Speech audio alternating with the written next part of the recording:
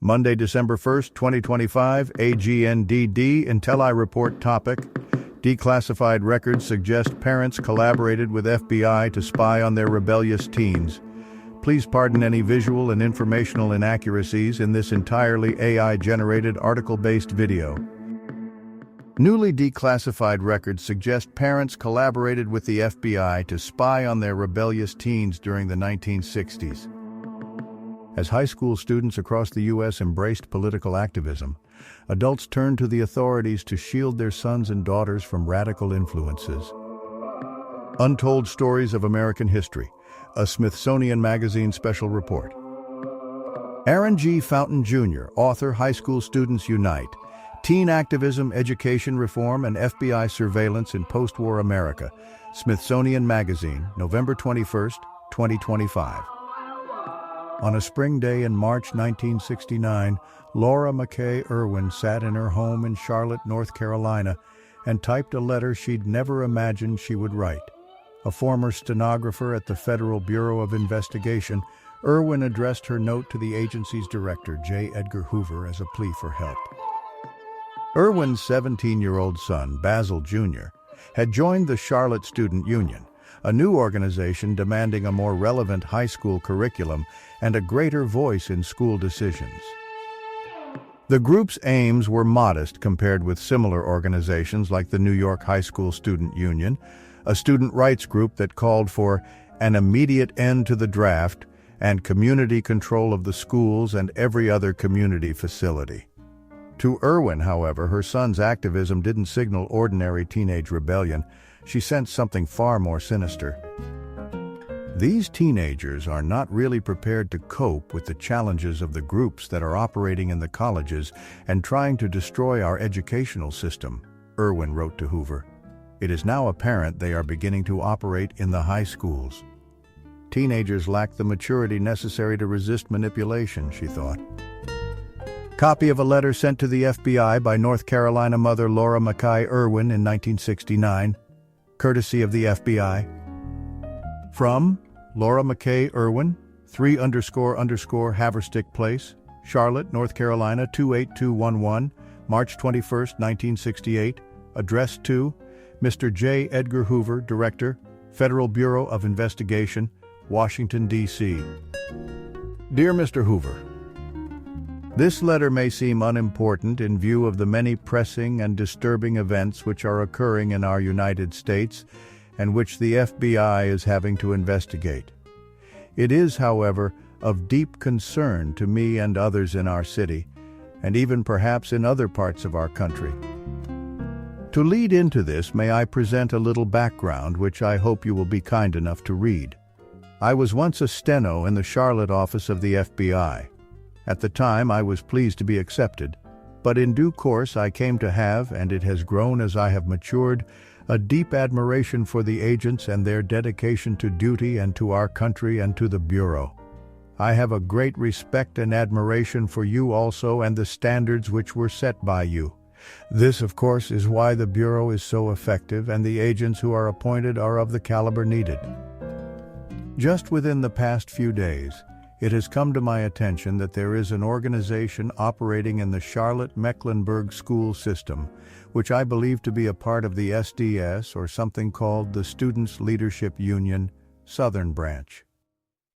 Unfortunately, our son is attending the meetings, and this is the reason for my letter. My husband and I have discussed this with him and our reasons for not wanting him to attend. At his age, 17, parents do not tell their sons or daughters positively they cannot attend meetings. It would only be human nature to do just in spite. However, the goals of this organization are so high until these half-children, half-adults cannot see through all this. Even adults have fallen into this trap. So how can children understand or cope with problems like the subtle way communism works? No matter how much they hear or read, they are not prepared to deal with the devious ways in which they operate. The schools themselves are not sure how to handle this. This from my conversation with a schoolman this morning. Right now, this organization is in the open, but somehow A countermeasure is needed. I feel that if special agents who know the devious ways the communists work could somehow set up a program by which they would be allowed by the Bureau to go into the high schools and give talks, that this would be of immeasurable help to the schools. I further believe that starting at the high level, that the students would be more prepared when they leave their homes to go to colleges and universities. As it is now, these teenagers are not really prepared to cope with the challenges of the groups that are operating in the colleges and trying to destroy our educational system.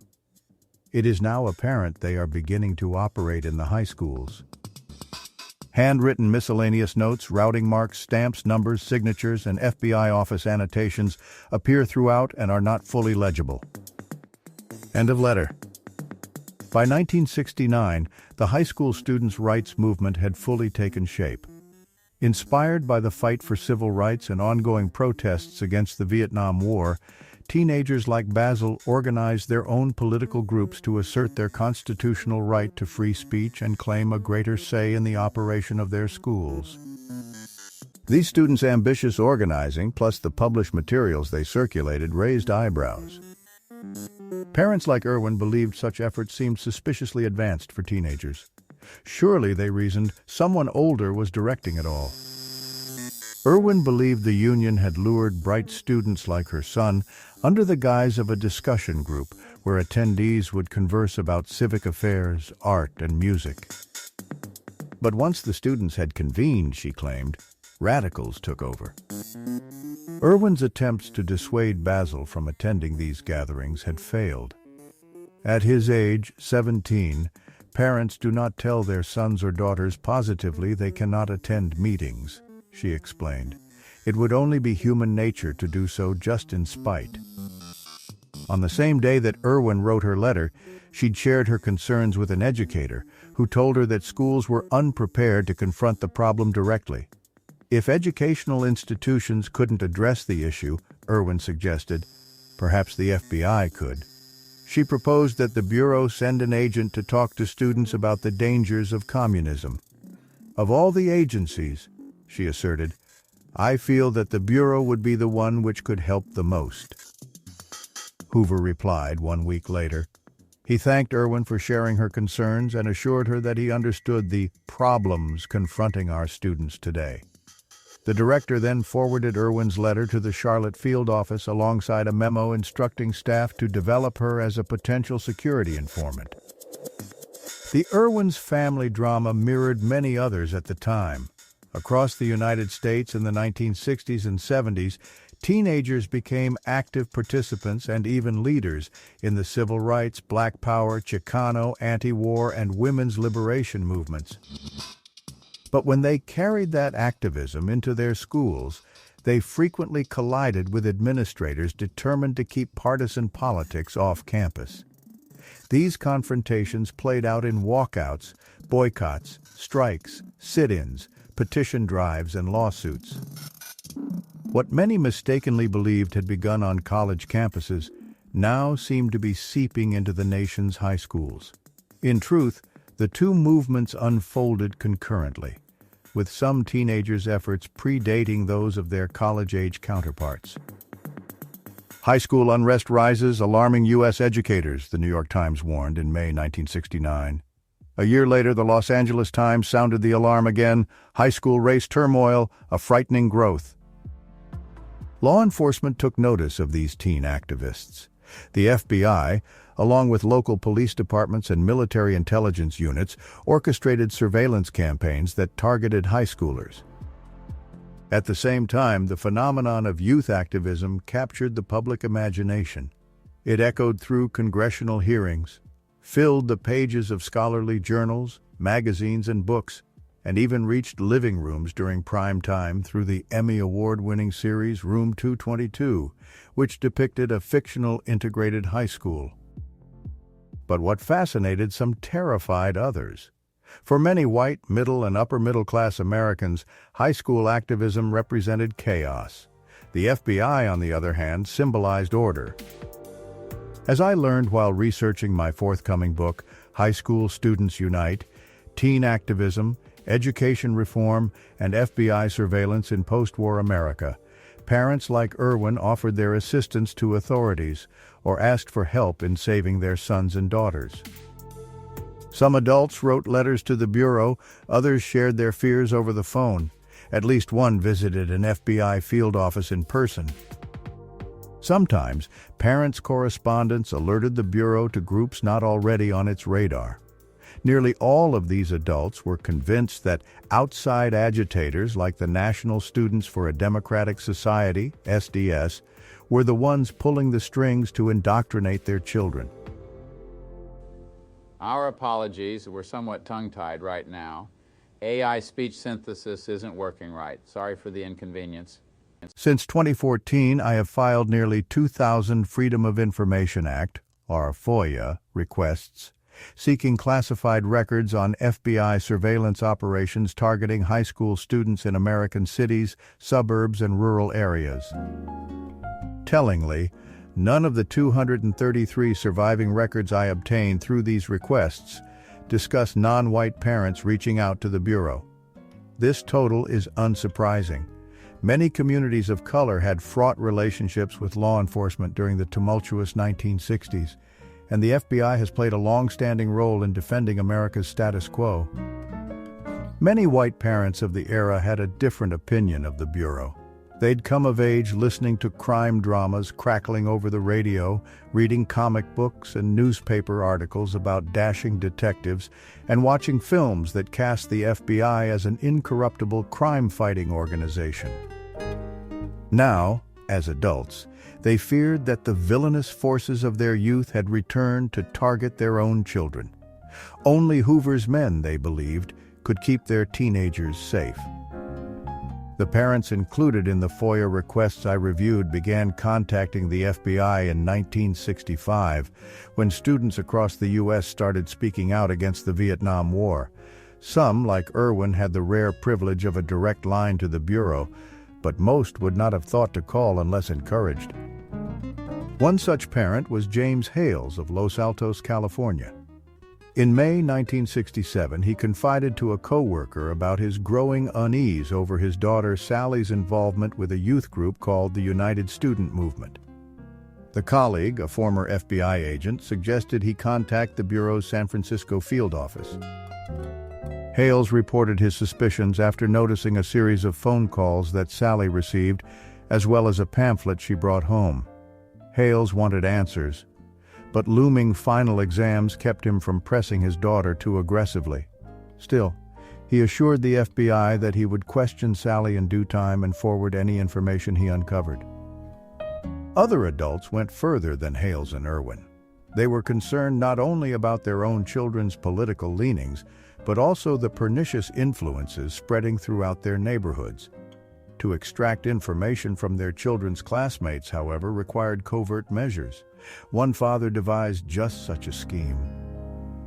In September 1968, an unidentified man from Arlington Heights, Illinois, learned of a group called the Suburban Liberation Front, which drew members from several Chicago suburbs. The organization's leaflet, proclaiming that students would organize for freedom, confirmed his worst fears. According to declassified records, the man, a member of the ultra-conservative John Birch Society, saw evidence of a communist plot and decided to act. He dispatched his son to a meeting at a private home. Once there, the boy jotted down license plate numbers, listened to conversations, and collected handouts. The father then turned these materials over to the FBI and local police, promising investigators he would send his son to future gatherings too. The Bureau also sought to shape family dynamics in ways that might curb teenage activism. Between 1968 and 1970, the FBI targeted high school students directly through a counterintelligence program called COINTELPRO. In December 1968, Hoover learned that police had detained a 17-year-old girl during a demonstration against the House Un-American Activities Committee in Washington, D.C. Agents were struck by the obscenity-laced message on her hat, which protested the Vietnam War draft. The text also included the words resistance and anarchy, as well as a reference to the New York High School Student Union. Sensing an opportunity, Hoover authorized the New York field office to send an anonymous letter to the girl's mother.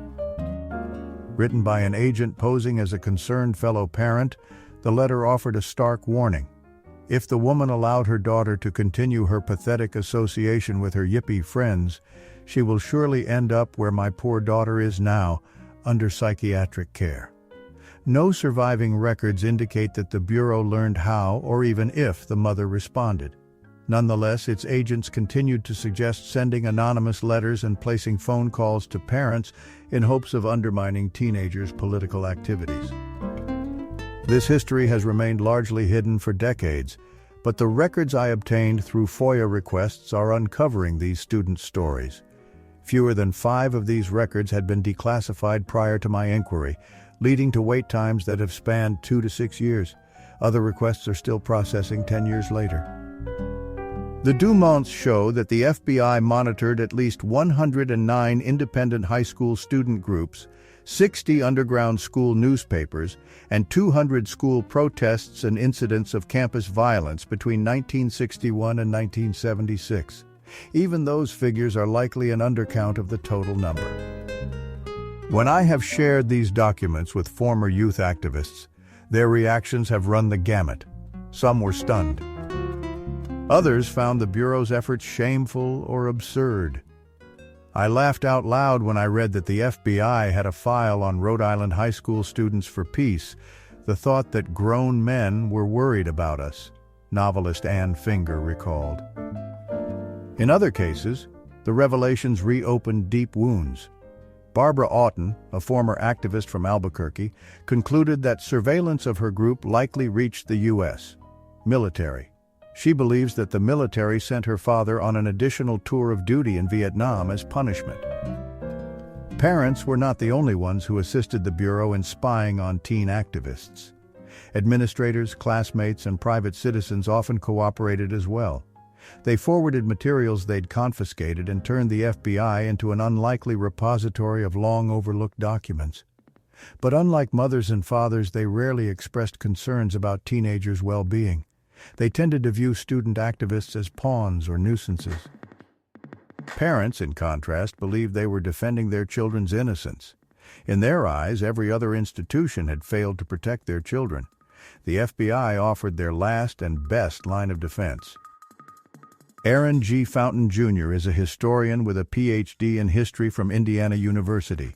He is the author of High School Students Unite, Teen Activism, Education Reform, and FBI Surveillance in Post-War America. Did you know? Mary Beth Tinker and the Supreme Court? The 1969 Supreme Court case, Tinker v. Des Moines, ruled that public schools cannot censor student speech unless it materially and substantially interferes with everyday operations. The landmark civil rights case stemmed from the 1965 suspension of 13-year-old Mary Beth Tinker, who wore a black armband to school as a peaceful protest against the Vietnam War and was punished for refusing to remove it. Thank you for watching this AGNDD Intelli Report, dear viewers. Please like, subscribe, and click the bell button to get notified during new uploads. And make sure to tune in next time. Stay safe and healthy. Cheers.